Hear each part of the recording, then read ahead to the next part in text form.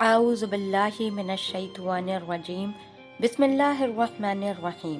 अस्सलामु अलैकुम वरहमतुल्लाहि वबरकातुहू। ख़वातीनो हज़रात, मैं उम्मीद करती हूँ आप सब खैरियत से होंगे। अल्लाह तबारक ताला आपकी हर मुश्किल और परेशानी को दूर फरमाए, आमीन। नाज़रीन, आज का मौजू है कि जिमा कैसे करें। जिमा से मुराद, जब मैं अल्फाज कह रही हूँ, शर्मगाह का जमा होना और मिलना, इससे मुराद है। इसके ताल्लुक से बहुत सी गलतफहमियां होती हैं।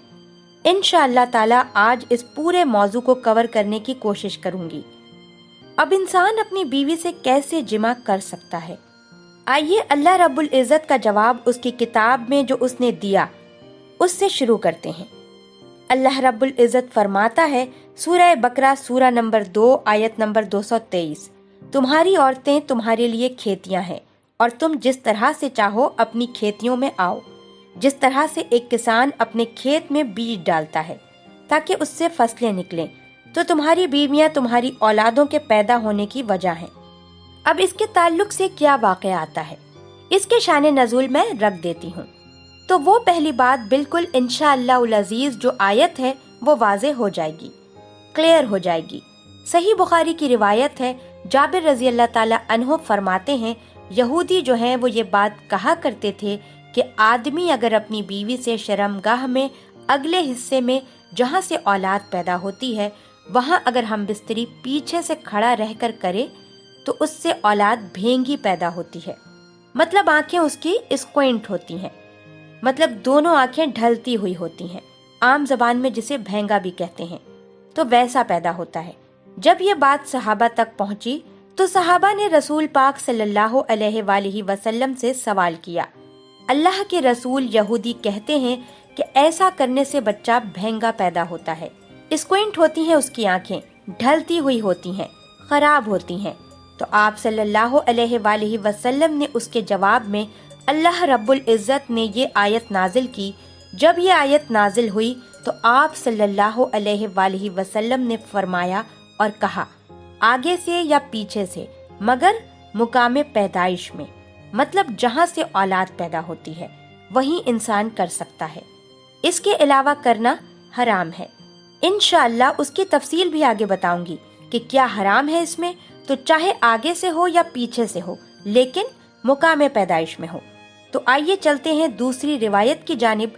अब्दुल्ला इब्ने अब्बास रज़ी अल्लाह ताला अन्हु फरमाते हैं, ये अबू दाऊद की रिवायत है, आपने फरमाया कि मदीना में अंसार जो हैं वो यहूदियों की इत्तबा करते थे। क्योंकि अंसार तो मुश्तरिक थे, उनके पास कोई अकीदा नहीं था, लेकिन अहले किताब को ये लोग बड़ा ऊंचा समझते थे।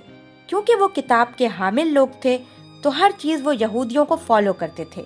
हत्ता कि यहूदी अपनी बीवियों को चित लिटाते और फिर हम बिस्तरी करते।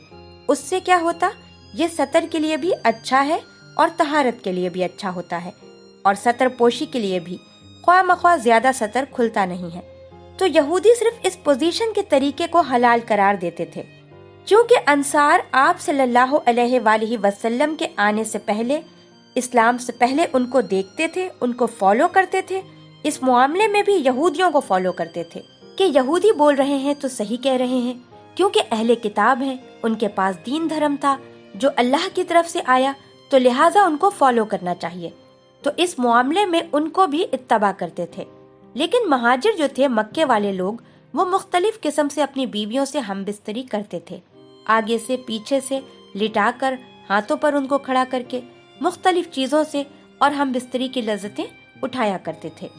लेकिन जब मुहाजिर मदीना पहुंचे और अंसारियों से निकाह शुरू किया, और जब एक महाजिर ने एक अंसारी औरत से निकाह किया, और निकाह करने के बाद जैसा उनका तरीका था, मुख्तलिफ अंदाज से, मुख्तलिफ तरीकों से सही जगह हम बिस्तरी करते, मतलब शर्मगाह में अगले हिस्से में करते। जब उस शख्स ने डिमांड किया उस औरत से, तो उस अंसारी औरत ने कहा कि हम तो सिर्फ वो तरीका अपनाते हैं चित लेटने वाला, और तुम ऊपर से आओ। तो मुहाजिर शख्स ने कहा, ऐसा क्यों? हम तो मुख्तलिफ चीजें करते हैं इसमें, जिसको आम जबान में आसन कहते हैं। तो उस पर उस अंसारी औरत ने कहा कि मैं तो ये करने नहीं दूंगी, जबकि वो शख्स अपने मुतालबे पर बज़िद था। यूं झगड़ा बढ़ गया और बात रसूल पाक सल्लल्लाहु अलैहि वसल्लम तक जा पहुंची। और फिर ये आयत नाजिल हो गई, तुम्हारी बीवियां तुम्हारी खेती हैं, तुम जहाँ से चाहो, मतलब मुहाजिर जो कर रहे थे सही कर रहे थे। मुख्तलिफ पोजीशन हो सकते हैं, लेकिन अगले हिस्से में सिर्फ पैदाइश के हिस्से में इंसान कर सकता है। तो इस रिवायत में बहरहाल बहुत सारी बातें आ गईं और बहुत सी बातों का जवाब हमें मिल गया है। आगे चलते हैं। अब इस मामले में इंसान जो हम बिस्तरी करे वो लेट कर सकता है। लेटने में जितनी पोजीशन हो सकती हैं इंसान इस्तेमाल कर सकता है। शर्त एक ही है, वहाँ इंसान अपनी शर्मगाह को दाखिल करे, औरत की शर्मगाह में जहाँ से औलाद पैदा होती है।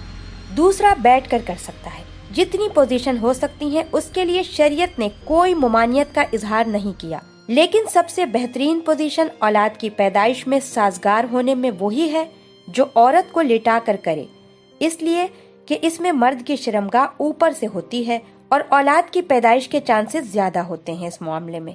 बहरहाल इसके बाद खड़े रहकर जो कुछ भी हो सकता है इसमें कोई मुमानियत नहीं है। कराहत हो सकती है, नापसंदीदगी हो सकती है, लेकिन मुमानियत किसी में भी नहीं है, हुर्मत किसी में भी नहीं है। बैठकर, लेटकर, खड़े रहकर कुछ भी हो सकता है। अब इस बात का अजाला भी कर दूं कि बहुत से लोग बहुत ही अजीब अजीब बातें लिख रहे हैं। अल्लाह उन पर रहम करे, जिसकी वजह कर उम्मत को ख्वाह मख्वाह ऐसी चीजें और मुश्किलात में डाला जो शरीयत ने नहीं दी।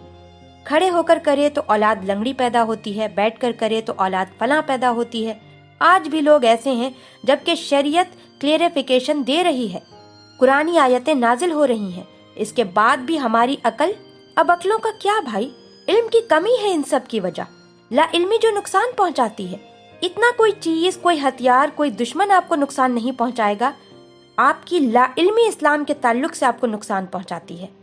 बहरहाल तो कोई भी पोजीशन अख्तियार कर सकते हैं, कोई मुमानियत किसी भी पोजीशन की साबित नहीं है। इसी तरह सेकंड चीज, हम बिस्तरी के अंदर बीवी को चूमना और बोसा लेना जिस्म के हर हिस्से के ऊपर जायज है। तमाम अज़ा को चूमना या बोसा लेना आपके लिए जायज है। इसके मुख्तलिफ तरीके हो सकते हैं, वो तमाम जायज है। इसके बाद दूसरी जो गलत फहमी होती है, जो लोग सवाल करते हैं, वो ये है कि मियाँ बीवी एक दूसरे के जिस्म के तमाम हिस्सों को हाथ लगा सकते हैं। तो हाँ, मियाँ और बीवी जिस्म के तमाम हिस्सों को हाथ लगा सकते हैं, इंक्लूडिंग मिलाकर शर्मगाह का अगला और पिछला हिस्सा हाथ लगाने की इजाजत है। इसी तरह मियाँ और बीवी अपने जिस्म के तमाम हिस्सों को देख सकते हैं, इंक्लूडिंग अगला और पिछला हिस्सा शर्मगाह का। कोई ना देखना चाहे, ये उसका अपना अलग मसला है, उसकी अपनी तहारत में उसका आला मुकाम है, लेकिन उसकी कोई हुर्मत और कराहत साबित नहीं है, ये याद रखें। इसलिए आप सल्लल्लाहु अलैहि वसल्लम से सवाल हुआ कि हम अपनी बीवियों का क्या देखें और क्या ना देखें, तो आप सल्लल्लाहु अलैहि वसल्लम ने कहा, तुम अपनी बीवियों का सब कुछ देख सकते हो, तुम अपनी बीवियों का जो चाहो सब कुछ देख सकते हो। तो हदीस ने आपको खुली इजाजत दे रखी है छूने के मामले में, तमाम अज़ा को देखने के मामले में। ये बात मैं इसलिए कह रही हूँ क्योंकि बहुत से लोगों ने पता नहीं ऐसी बातें कह दी हैं, अल्लाह रहम करे, कहाँ से लाए मुझे नहीं पता, कि अगर बीवी की शर्मगाह देखी तो औलाद बिगड़ी हुई पैदा होती है। हम ऐसे रिस्ट्रिक्शन दे रहे हैं जो शरीयत की नहीं है, तो लिहाजा इस बात के ताल्लुक से लोग बहुत सवाल करते हैं। मैंने इसकी क्लेरिफिकेशन पूरा बहरहाल सवाल के ताल्लुक से दे दिया है। दोनों ही चीजें याद रखिए, छूने के मामले में और देखने के मामले में मियाँ बीवी को कंप्लीट राइट्स हैं, जो चाहे इस मामले में कर सकते हैं। तो आइए अब ये भी जान लें कि हम बिस्तरी के मामले में मना किस चीज से है और अफजल कब, कहाँ और कैसे है। हम बिस्तरी के मामले में दुबर, पीछे से मतलब शर्मगाह के पिछले हिस्से में औरत के दाखिल होना हराम है, जिसको आम जबान में कहेंगे पखाने की जगह। औरतों की जो शर्मगाह होती है वो मर्दों के मुकाबले में मुख्तलिफ होती है।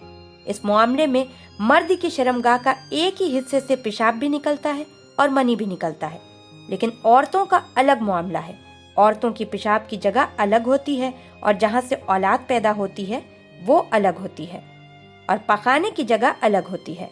मर्दों में 2 ही हिस्से होते हैं जहाँ से निकलता है, जबकि औरतों में 3 हिस्से हैं। तो याद रखिए, मर्द के लिए औरत की जो है शर्मगाह के अलावा कोई भी अमल करना दुरुस्त नहीं है। बिलखुसूस दुबर की जो हुर्मत है, शरीयत ने इतनी सख्त साबित की। मुस्तनद अहमद की रिवायत है, उम्मे सलमा रज़ियल्लाहु ताला अन्हा फरमाती हैं, जब मुहाजिरीन अंसार के पास मदीना आए तो उनकी औरतों से शादियां रचाईं। महाजिर औरतों को जमीन पर लेटाकर या उनके हाथ को जमीन पर रखकर घुटनों के बल उनको कर कर जिमा करते थे, फायदा उठाते थे। मुहाजिरीन में से एक आदमी ने अंसार की औरत से निकाह किया और इरादा किया कि वैसा ही काम किया जाए जैसा उनके पास चलन था, तो उसने इनकार कर दिया और कहा कि जब तक रसूल पाक सल्लल्लाहु अलैहि वसल्लम से पूछ कर नहीं आऊंगी ये अमल नहीं करने दूंगी। उसने कहा ठीक है, जाकर पूछा।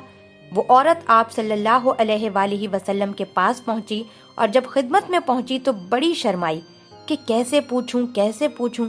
तो उम्मे सलमा रजी अल्लाह ताला अन्हा जो आपकी बीवी थी उनसे कहा कि जरा आप सल्लल्लाहु अलैहि वसल्लम से पूछ लीजिए ना कि ये अमल क्या जायज़ है या नाजायज़ है। तो आप सल्लल्लाहु अलैहि वसल्लम ने ये आयत पढ़ी जिसका तर्जुमा ये है, तुम्हारी बीवियां तुम्हारी खेतियां हैं और तुम जिस तरह से चाहो अपनी खेतियों में आओ, नहीं लेकिन एक मुकाम पैदाइश उससे पता चला दुबर में दाखिल होना पखाने की जगह या एनल सेक्स जिसे कहते हैं शरीयत में सरासर हराम है और इतना सख्त हराम है कि इसके हुर्मत के ताल्लुक से 3 हदीस रखती हूँ आपके सामने।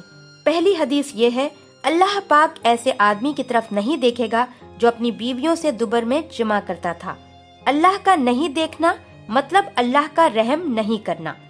दूसरी रिवायत अबू दाऊद की रिवायत है, आप सल्लल्लाहु अलैहि वसल्लम फरमाते हैं वो आदमी मलून है, अल्लाह के नज़दीक लानती है, फरिश्तों के नज़दीक लानती है, इंसानों के नज़दीक लानती है जो मुहाश यानी दुबर में औरत के दाखिल हो।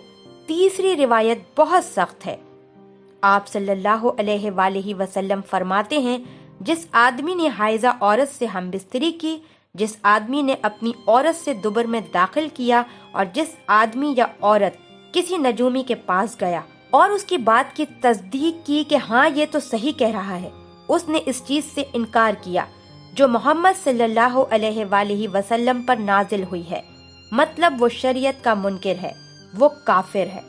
नाजरीन, आज के लिए बस इतना ही। इसी तरह की मजीद अच्छी और इन्फॉर्मेटिव वीडियोस के लिए हमारे चैनल्स को अभी सब्सक्राइब करें और अगली वीडियो तक के लिए इजाजत दीजिए। अल्लाह हाफिज।